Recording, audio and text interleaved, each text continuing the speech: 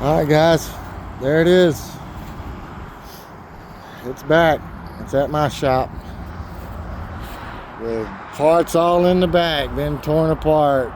Push rods, rocker arm, valve covers, harmonic bouncer cover, timing cover, intake, cam.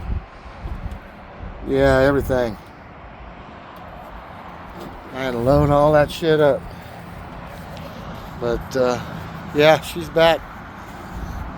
And we're gonna put the motor in. They said about 2 weeks it should be in. It's gonna cost me about $1,500, and yeah, we'll go from there. So we'll get this thing running or whatever. But yeah, that's where we're at, guys.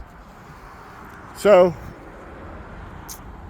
subscribe, hit that like button, tell your friends about us, and until next time, later.